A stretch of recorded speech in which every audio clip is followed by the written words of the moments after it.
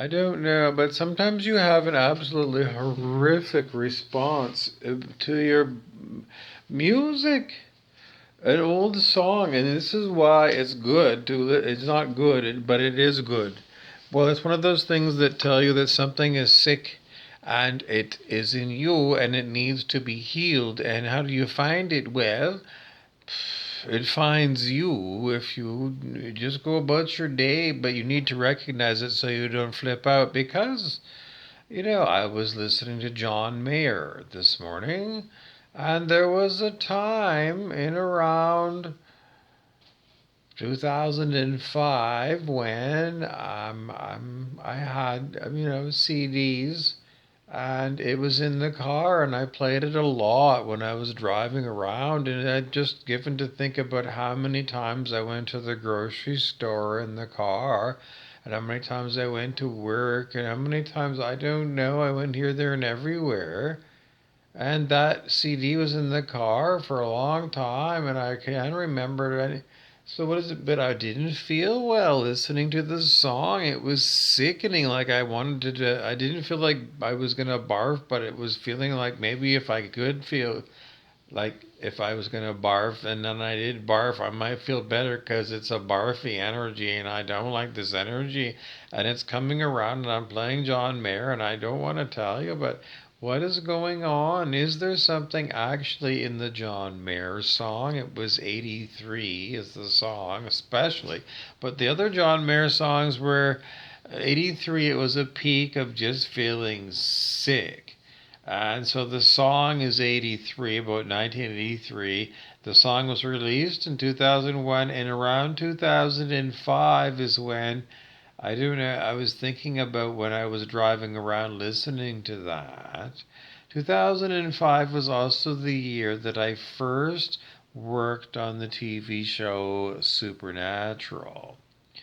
And given the fact I'm under intense psychic, supernatural, spiritual attack quite often, I always wonder if that's related. And the answer is you flip a coin and decide. If you get the answer yes, I'm under demonic attack, then it's just a. And the other answer is no, I'm not under demonic attack. It just appears like I'm under demonic attack. What's the difference? Well, if it appears that I don't know, there's no difference in the end as far as what I experience. It's just the story is different. One is that I'm a victim and I'm under attack, which I am, and there's nothing I can do about it. The other one is what they're calling reframing it so that I'm an empowered person. But I'm not empowered because there's nothing I can do to fight off this, demonic attack. But there is well, it's just that, I don't even choose if it's in this moment me that's going to decide to look at this way. It's always in the end the mind that decides what's going to be presented to me as awareness.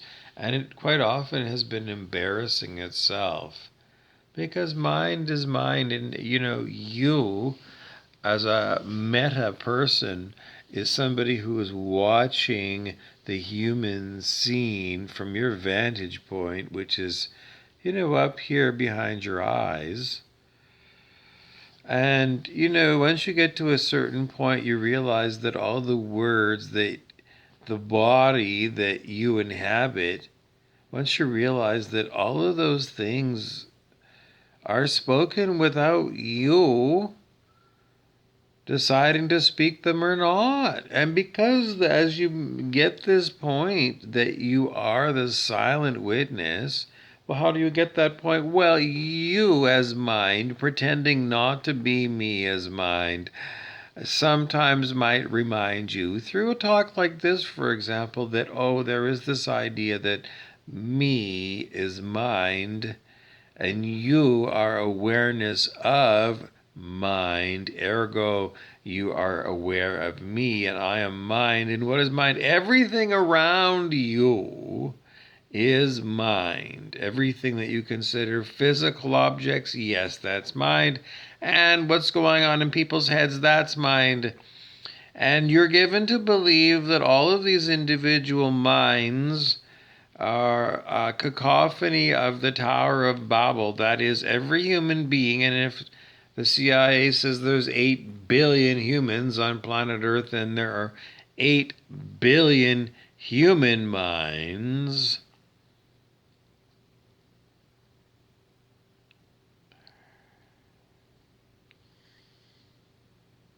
You want to throw up your hands, and just like Liz Pindar, because she's a reptilian, and she threw up her hands and she went eek like she was a mouse. Eek! 8 billion. So Liz Pindar is put together her ideas of how to deal with it from Liz Pindar is a reptilian lady, and she's got some money in her loot bag. Well, what does she do? Well, I don't know. We don't want to talk about that. What we want to let her know is it's to be expected that you are going to have a series of times when mind is going to appear to surprise you, that it itself has recognized that it's acting really dumb and sometimes exceptionally cruel to you because it's chasing its tail like a puppy, but it's all one mind. And it just acts like it's 8 billion minds, some good, some bad, some ugly, and some gorgeous creatures. But it is all one mind, and when you keep that in mind, and you can't because it's all mind that does everything in mind, and it just loves to perform for you. And then later on, is that parts of mind is yelling at other parts of mind because one part is saying keep quiet, and the other part is saying fuck off, keep quiet, fuck off, back and forth. Well, in the end, you get sick of mind altogether, and mind tells you that you're sick of mind. But in the end, you live in it's like a goldfish lives in, a container of water. And you, as awareness, live in a container of mind. The goldfish might not even know it lives in water, but if it did know, I'm sure it's going to be happy that it's being kept wet. Because it can't live on land, it can only live if it's supported by a column of water. It's just that, I know you live in, like air. I know, but I didn't want you to go to that particular metaphor. Because Ralph Wiggum looked at you and said, don't blame me. I'm not as dumb as you think.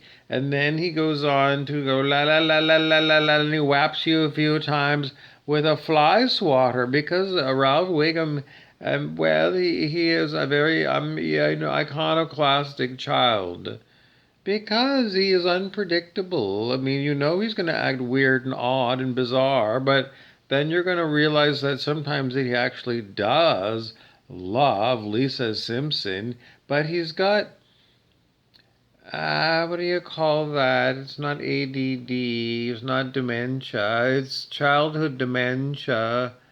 But they don't call it that. They give them Ritalin or something. No, that's something else. It's like OCD.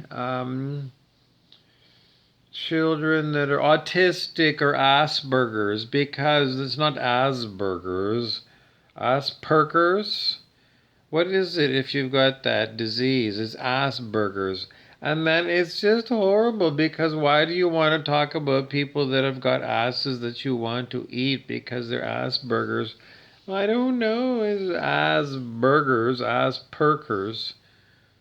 Because it's just a weird name to be talking about children as if they're Asperger's. It sounds like you came from Epstein's.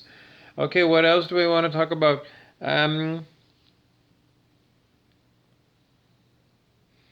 So, can you, as awareness, live in a world without mind that's constantly, pretending to be cute all the time, stabbing you in the back? Um,